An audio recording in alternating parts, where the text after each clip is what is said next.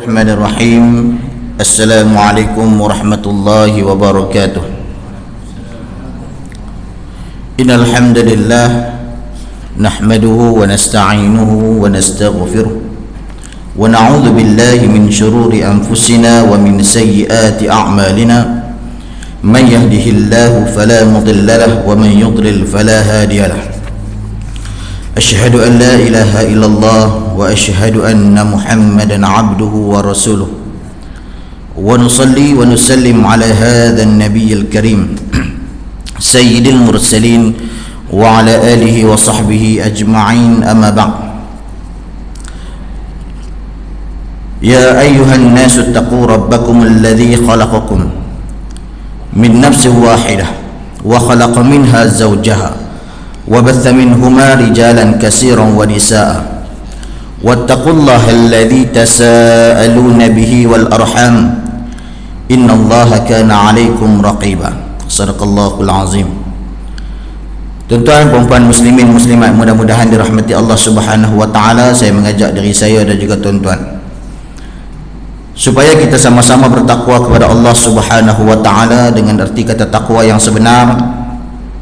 Secara mudah kita nak faham takwa, kita buat apa yang Allah suruh, kita tinggal apa yang Allah larang, kita ikut dan taat kepada Allah, taat pada Nabi, taat pada agama. Kita tinggal apa yang Allah larang, kita tinggal apa yang Nabi larang, kita tinggal apa yang agama larang. Mudah-mudahan kita menjadi hamba Allah yang berjaya, bukan sekadar berjaya di dunia, tapi kita nak berjaya di akhirat. Ketak malam ni berhenti bulan 2 tu berapa 20 berapa ketak kuliah masjid nyeri 7 hari bulan 2 14 hari bulan 2 last 14 hari bulan 2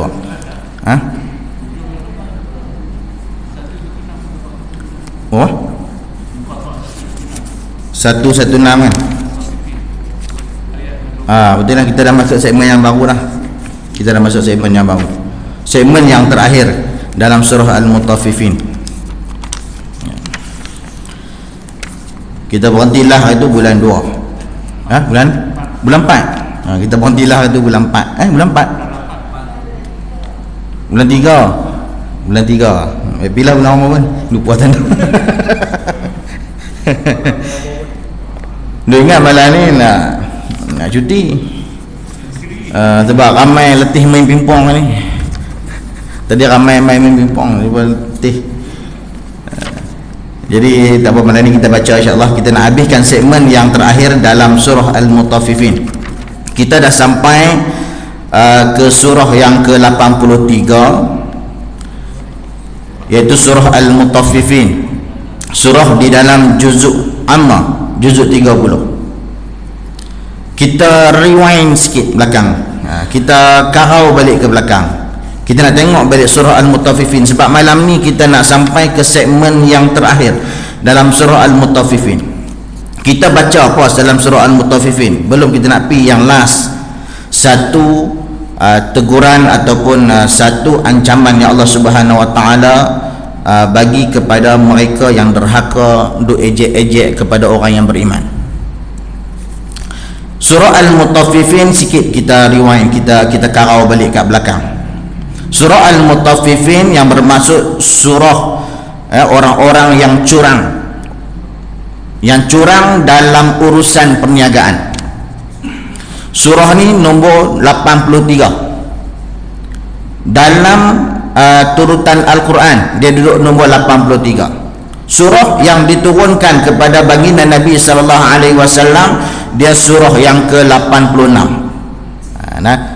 Kita bagi ingat balik, turutan dalam mushaf tak sama macam mana dengan turutan turun surah kepada Nabi sallallahu alaihi wasallam. Surah turun tak sama nombor dia.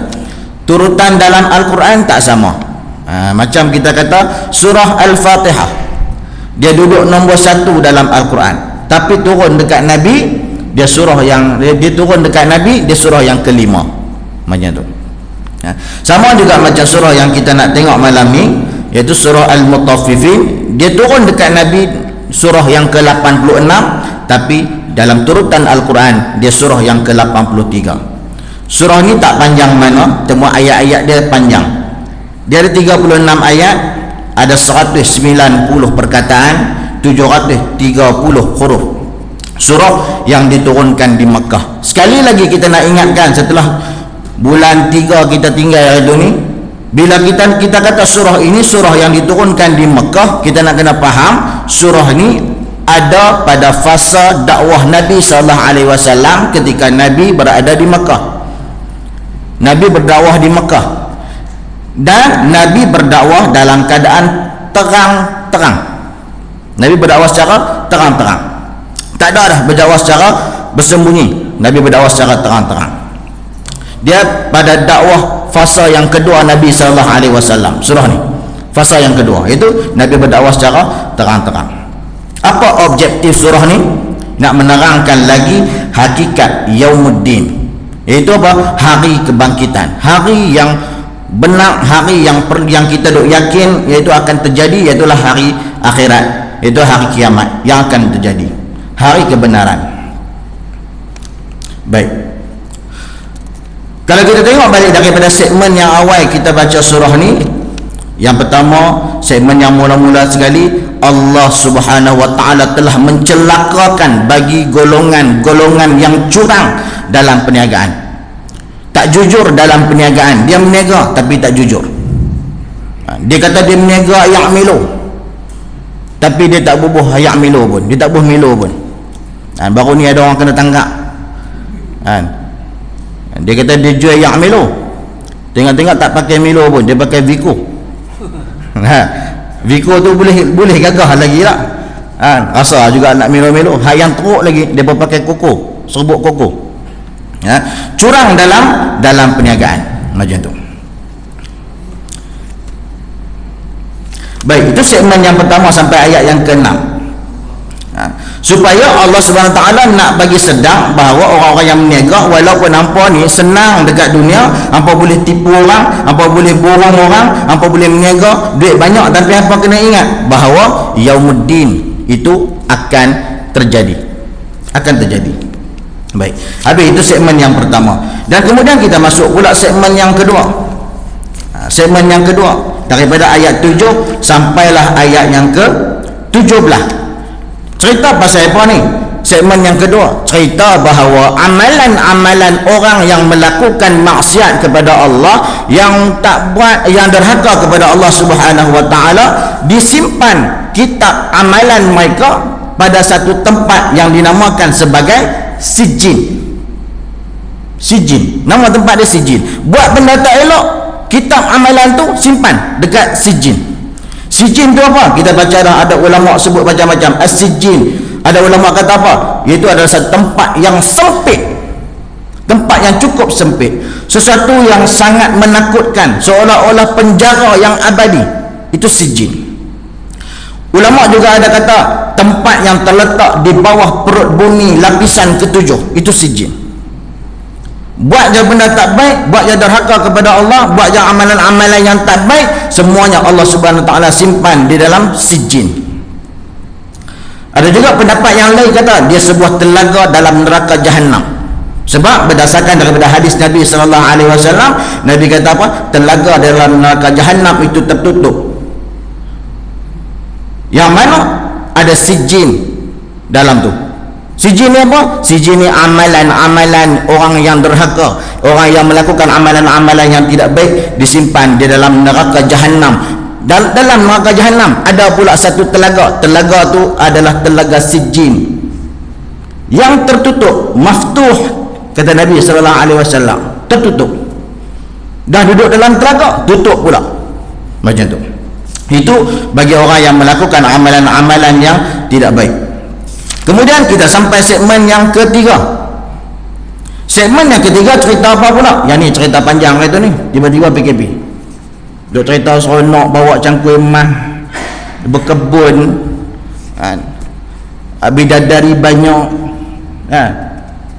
Cerita banyak panjang kata ni, kita cerita pasal syurga kata ni. Apa dia? Amalan-amalan orang yang melakukan amalan-amalan soleh juga ada tempat disimpan kitab dia, nama dia apa? Illiyin. Illiyin. Beza. Orang derhaka sijin. Kamana sijin? Kita ambil pendapat ulama yang mudah kita nak faham ni. Apa dia? Sijin simpan di mana? Dalam neraka Jahannam. Dalam neraka Jahannam ada telaga. Dalam telaga tu ditutup. Itu tempat dia. Beza orang yang melakukan amalan yang soleh, amalan yang baik, tiap-tiap kebaikan yang dia buat, tiap-tiap tu ditulis amalan-amalan dia dan disimpan di satu tempat yang dinamakan sebagai Illiyin. Ulama kata apa Illiyin? Illiyin ini adalah satu tempat yang mulia, tempat yang tertinggi. Tak cukup dengan tu, Allah Subhanahu Wa Taala pula sebut, Allah tanya pula, wa ma adraka ma Illiyun. Apa tahu dah apa yang dikatakan Illiyin itu? Allah tanya pula. Allah kata apa? Kitabun marqum, iaitu satu kitab yang tertulis, yashhaduhul muqarrabun, yang disaksikan oleh mereka-mereka yang dekat dengan Allah Subhanahu Wa Taala. Allah. Buat baik sikit tak? Bukan buat baik banyak pun, sikit je dia buat baik. Sikitnya. Baik tu tak besar mana, orang pun tak pandang terang mana pun, orang pun tak nilai terang mana pun. Orang pun tak kelepak nak puji dengan kebaikan yang dia buat tu. Sebab apa? Sebab itu kebaikan yang biasa. Tapi dengan kebaikan tu Allah Subhanahu Wa Taala simpan di Illiyin, yang mana Illiyin ini adalah pada satu tempat yang tertutup dan dijaga oleh muqarrabun, mereka yang dekat dengan Allah Subhanahu Wa Taala. Siapa yang dekat dengan Allah? Yang disebut sebagai muqarrabun, mereka ni adalah malaikat-malaikat Allah Subhanahu Wa Taala. Tuan-tuan, buat benda baik, amalan kita dijaga oleh malaikat. Dia duduk dekat satu tempat dan kemudian tempat tu dijaga dan disaksikan dan diawasi oleh malaikat-malaikat Allah Subhanahu Wa Taala. Allah. Sebab tu kita nak kena sentiasa ajak orang supaya buat baik. Buatlah baik benda apa yang kita boleh buat. Tak payah benda yang besar. Dia kata nak buat baik bukan nanti nak kena jadi kaya baru nak buat baik. Banyak orang kaya yang tak baik, berlambak. Orang kaya yang derhaka banyak tak? Banyak. Nak buat baik nak kena nanti kaya? Tak. Nak buat baik macam mana? Dia kena ada satu kaya dalam jiwa dia. Dia panggil sebagai kaya jiwa. Orang yang kaya dalam jiwa dia. Walaupun dia duit tak banyak, dia ni orang susah, dia ni orang yang tak dipandang, tapi dia boleh buat bakti-bakti ataupun boleh buat kebaikan. Dan kebaikan itu disimpan di satu tempat yang tertutup dan kemudian dia diawasi oleh muqarrabun, oleh mereka orang-orang yang dekat dengan Allah Subhanahu Wa Taala, iaitu malaikat-malaikat Allah Subhanahu Wa Taala. Dan juga ada ulama sebut ke, adakah hanya malaikat yang menjaga ni? Tak. Mereka ini juga adalah orang-orang yang soleh yang pi dulu daripada kita, arwah-arwah orang yang soleh, memerhatikan kebaikan-kebaikan yang kita buat. Orang soleh tinggal kita ni apa dia awal lagi daripada kita. Banyak dah tuan-tuan. Tambah lala ni ujung-ujung ni tuan. Kita di ujung akhir zaman ni, Allah ulama tinggal kita ni banyak dah. Tok-tok guru duk tinggal kita ni banyak dah. Kebaikan-kebaikan itu juga kata ulama bukan sekadar yang dikatakan muqarrabun itu adalah malaikat, tetapi muqarrabun itu juga adalah mereka orang-orang yang soleh, juga menyaksikan dan menjaga amalan-amalan baik orang yang hidup lagi di atas dunia ni. Kita buat baik, amalan kita duduk dekat Illiyin. Illiyin itu diperhatikan oleh malaikat. Malaikat perhati, orang soleh pun perhati. Macam tu. Habis sampai segmen tu dia cerita pasal nikmat syurga. Dia cerita dalam nikmat syurga sampai ayat yang ke-28. Yang ni yang kita cerita banyak waktu ni, apa dia yang ada dalam syurga? Pasal apa cerita pasal syurga? Pasal apa dalam Al-Quran banyak cerita pasal syurga? Pasal apa Nabi pun suka cerita pasal syurga? Sebab manusia sukakan kepada motivasi. Nak buat amalan, nak kena ada motivasi. Nak kena ada motivasi, baru dia semangat dia nak buat amalan tu. Nak cerita pasal sedekah ni, ingat senang nak suruh orang bayar RM30 kan? Nak kena maki dulu berkandak. Kita lah kena maki, bukan lepas kena maki. Kita lah kena maki kan? Dulu kita buat dulu hanya RM30 kan. Allah Subhanahu Wa Taala menjanjikan sebuah istana dalam syurga. Kena juga Dia kata kufur semua ni. Nah, bagi apa dia, bagi 30 ringgit dapat syurga, dah dapat istana dalam syurga. Bukan kita kata, itu Nabi SAW kata. Betul tak? Cuma kita tak faham. Bukan tak faham apa, tak faham betul. Dia kita tak baik, oh Ustaz cakap macam ni, takkan bagi 30 ringgit dapat istana dalam syurga. Jangan betul ingat. Jangan betul. Nabi kata apa? Nabi kata siapa yang bantu untuk buat rumah Allah walaupun sebesar sangkar burung. Besar mana sangkar burung? Besar mana sangkar burung? Tak besar mana pun. Nilai dia kecil. Nilai dia kecil. Kita katalah besar bata, besar ketul bata. Besar ketul bata. Ulama kata apa? Macam mana yang Nabi kata ni, sangkar burung ni besar mana? Sangkar burung ni, ada ulama kata apa? Mungkin dia buat sumbangan, dia boleh membantu untuk membangunkan masjid hanya sebesar tu. Kita kata besar ketul bata tu ya. Allah janjikan apa? Nabi janjikan apa? Nabi kata akan dapat satu istana di dalam syurga. Ataupun dalam riwayat yang lain Nabi sebut kata apa? Dia akan dapat semisal dengannya.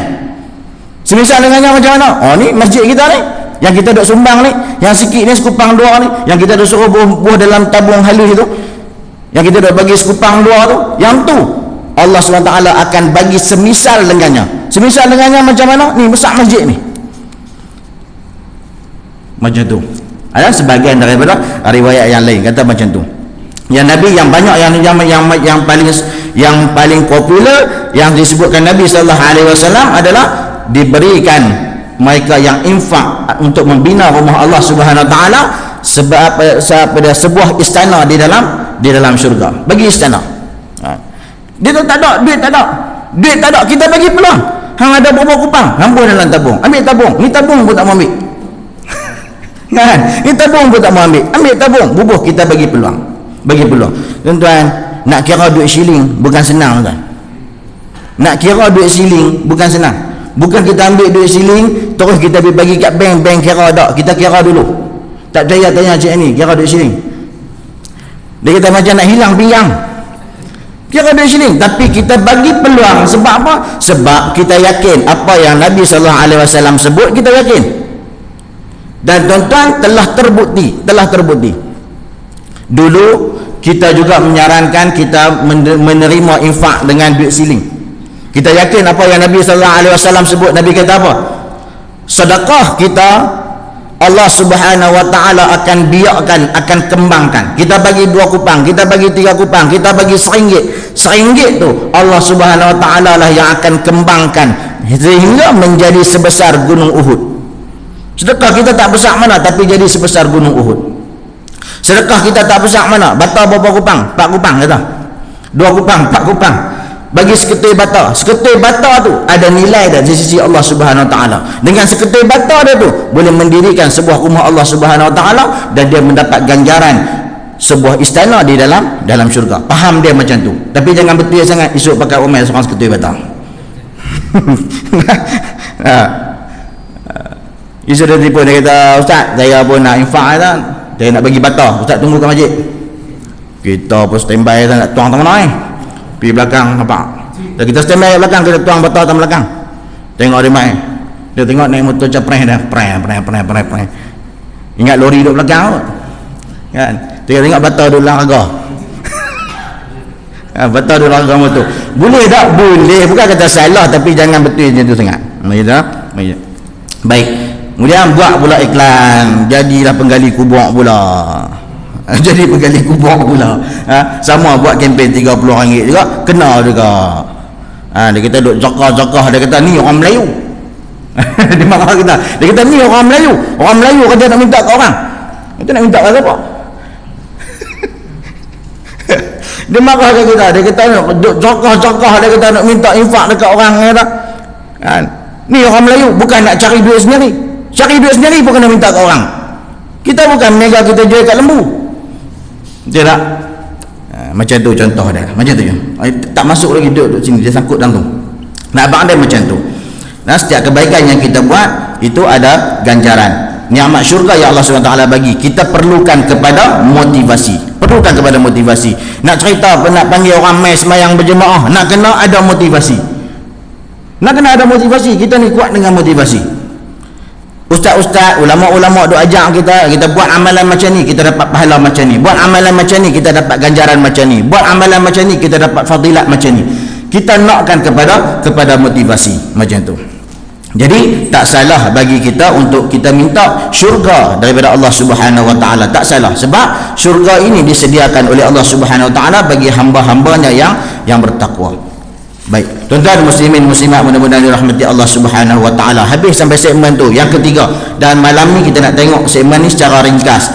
Dia pun tak panjang mana dan kita akan baca sama-sama sampai habis segmen yang terakhir dalam surah Al-Mutaffifin daripada ayat 29 sampailah ayat yang ke-36. Ni segmen yang last. Kita akan tengok sama-sama insya-Allah. Baik. Bismillahirrahmanirrahim. Innal ladzina ajramu kanu minal ladzina amanu yadhakun. Sesungguhnya orang-orang yang derhaka itu adalah mereka mentertawakan orang-orang yang beriman. Wa idza marru bihim yataghamazun, dan apabila mereka lalu lintas di hadapan mereka itu, mereka pun berkedip-kedipan mata. Wa idza qalabu ila ahlihim qalabu fakihin. Ya, fakih. Wa idza qalabu ila ahlihim qalabu fakihin. Fa panjang? Tak panjang kan? Dan apabila mereka kembali kepada ahli mereka, mereka pun kembali dalam keadaan berolok-olok. Wa idza ra'awhum qalu inna haula'i ladallun. Dan apabila mereka lihat mereka itu, mereka berkata sesungguhnya mereka itu adalah orang-orang yang sesat. Wa ma ursilu 'alaihim hafizin, padahal tidaklah mereka itu diutus kepada mereka untuk menjadi pemelihara. فَالْيَوْمَ الَّذِينَ آمَنُوا مِنَ الْكُفَّارِ يَضْحَكُونَ. Maka pada hari ini mereka yang beriman itu pula lah yang mentertawakan. Alal araiki yanzurun, dari mahligai mereka memandang. Hal thuwibal kuffaru ma kanu yaf'alun, bukankah tidak dibalasi orang-orang yang kafir itu kecuali menurut apa yang telah mereka kerjakan. 1, 2, 3, 4, 5, 6, 7, 8 ayat sebagai penutup segmen untuk surah Al-Mutaffifin. Kita akan tengok apa yang Hamka nak cerita dekat kita. Ayat yang ke-29 kata Allah Subhanahu Wa Taala, sesungguhnya orang-orang yang derhaka itu adalah mereka mentertawakan orang-orang yang beriman. Kena tahu perangai jenis ni ada, perangai jenis ni ada. Dia nak ejek orang, dia nak gelakkan orang, dia nak perli orang, dia nak pelekehkan orang, ni ada. Perangai macam ni ada. Kata Hamka, orang yang derhaka itu mentertawakan orang-orang beriman, sebab si derhaka melihat orang yang beriman tidak lepas seleranya, terkongkong nafsunya, tidak mahu berbuat mengikut kehendak hati dalam hidupnya, terlalu banyak larangan ini dan itu. Lepas duk olok-olok kita, lepas duk ejek-ejek kita. Sebab apa? Sebab satu, mereka tak nampak. Satu, mereka tak nampak. Satu, mereka nak rasa yang mereka je betul. Tuan-tuan, kita masih lagi dalam mood menyambut Maulid Nabi SAW. Macam mana mula-mula Nabi SAW dakwah secara terang-terang. Ni surah yang kita baca ni, kita kata ni, Nabi dah berdakwah secara terang-terang. Bila Nabi SAW mula berdakwah secara terang-terang, tuan-tuan, macam mana keadaan pada masa tu umat Islam yang dah masuk Islam secara senyap-senyap dengan Nabi, lepas ni diperolok-olokkan, lepas ni diejek oleh orang musyrikin, lepas ni kena baling dengan trik, lepas ni kena baling macam-macam, lepas kena seksa, lepas kena bunuh. Sebab apa? Sebab lepas nak ikut Nabi Muhammad SAW. Lepas kena ejek, lepas kena olok-olok. Tuan-tuan, kita nak bayang macam mana tuan-tuan, kalaulah kita pada masa tu, adakah kita ni duduk dalam kelompok orang yang akan beriman ikut Nabi Muhammad SAW, ataupun kita ni berada dalam kelompok yang sama-sama dengan orang kafir musyrikin, duk ejek, duk olok-olok dekat orang Islam yang masuk Islam ikut Nabi SAW, yang tak berapa ramai ni. Macam mana kita nak bayangkan betapa hebatnya iman mereka ni. Bilal bin Rabah kena seksa dengan apa dia, tuan dia. Hana beriman lagi kepada Muhammad, diletakkan batu di atas badannya, masih lagi beriman kepada Nabi Muhammad sallallahu alaihi wasallam. Sehingga kan mai utusan kata Abu Bakar nak beli Bilal.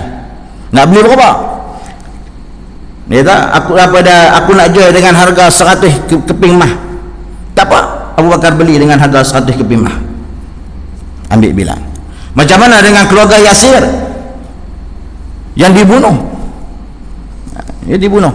Tuan-tuan, kita nak bayang macam mana tuan-tuan betapa hebatnya iman para sahabat pada masa itu. Beriman ketika Islam sedang dihimpit, beriman dengan Islam, beriman dengan Nabi Muhammad sallallahu alaihi wasallam. Waktu itu semua orang tak percaya kepada Nabi Muhammad sallallahu alaihi wasallam, tak percaya dengan ajaran yang dibawa oleh Nabi Muhammad sallallahu alaihi wasallam. Dia percayakan Nabi tapi tak percaya kepada ajaran yang Nabi bawa.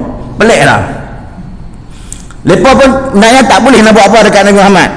Naknya lepas pun sayang nak dekat Nabi Muhammad. Sebab apa? Lepas tak jumpa lagi ada manusia yang sejujur Nabi Muhammad sallallahu alaihi wasallam sampai mereka sendiri bagi gelaran Al-Amin dekat Nabi. Dia kata kita nak buat macam mana Muhammad ni orang yang baik.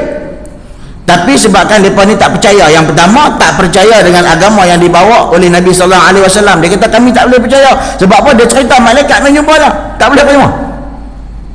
Sedangkan mereka menggelarkan Nabi Muhammad sallallahu alaihi wasallam sebagai Al-Amin.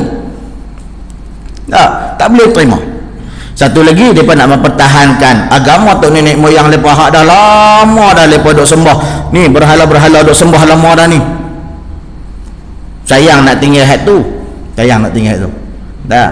Jadi nak kena pertahankan juga walaupun rasa betul. Walaupun rasa betul dah ni apa yang dibawa oleh Muhammad, sebab kita percaya dekat Muhammad.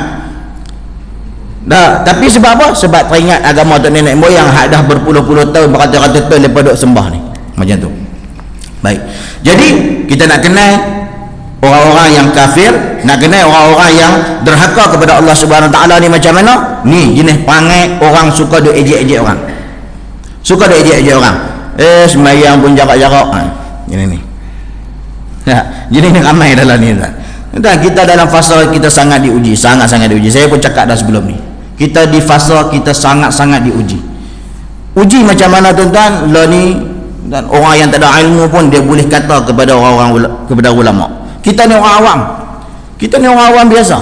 Kita ni tak tahu apa-apa, mengaji pun tak tahu mana. Nak karang kitab pun tak boleh. Baca kitab pun duk orang-orang lagi.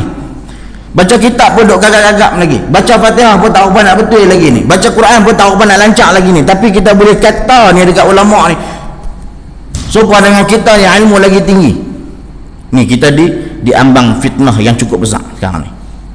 Kita diambang fitnah yang cukup besar. Tuan-tuan, cara mudah. Dr. Akli kata apa? Mudah macam ni. Kita orang awam. Kita ada ilmu tak? Kita ada ilmu, tapi ilmu kita tak banyak. Ada kelayakan tak kita ni nak jadi macam mana dengan ulama? Ada kelayakan tak? Tak ada. Tak ada. Jadi nak buat macam mana? Tak ada cara yang macam lain. Kita ada mufti. Ikut mufti. Selesai. Ikut apa mufti kata? Selesai. Selesai. Nak melontarkan pendapat tak ada masalah, tapi bukan sampai kita menghina dan kita mengejek-ejek. Siapa kita? Siapa kita? Kita kata apa? Kita ni ilmu tak ada terang mana. Nak banding dengan apa? Ilmu hujung kuku pun tak ada. Nak banding dengan apa? Kita mereka nak buat keputusan, bukan satu keputusan yang mudah boleh bincang dalam grup WhatsApp. Bincang. Mayan jarak, bincang dalam grup WhatsApp. Bukan macam tu tuan-tuan. Satu keputusan yang cukup susah nak keluarkan keputusan ni tuan. Susah. Kawan-kawan dah cerita, susah. Bincang dah ni, bincang. Kalau boleh ni nak bagi rapat sikit ni, bagi rapat sikit. Dah bagi rapat sikit. Ni kita boleh kata ulama pun ikut Yahudi. Allah. Tuan, siapa kita? Siapa kita? Maka kita kena ambil satu jalan yang selamat. Kita kena faham kita orang awam dan kita tak ada ilmu dan kita pun tak tahu apa-apa. Jadi kita ambil jalan yang terbaik, ikut ulama. Selesai. Ulama kata apa, kita ikut. Macam tu. Padahal soal sembahyang jarak ni tuan-tuan, satu benda isu yang kecil. Satu isu yang kecil. Satu isu yang kecil. Lebih berat lagi isu dia apa dah? Yang tak main sembahyang lagi berat. Yang tak main semayang lagi berat. Tuan-tuan boleh bayang tak? Saya duduk pergi kuliah masjid lain, tanya dia sembang-sembang kan? Dia tak pelik, masa sebelum Covid mayang Jumaat masjid penuh tu, mayang rapat-rapat. Lepas Covid mayang jarak-jarak tapi masjid tak penuh.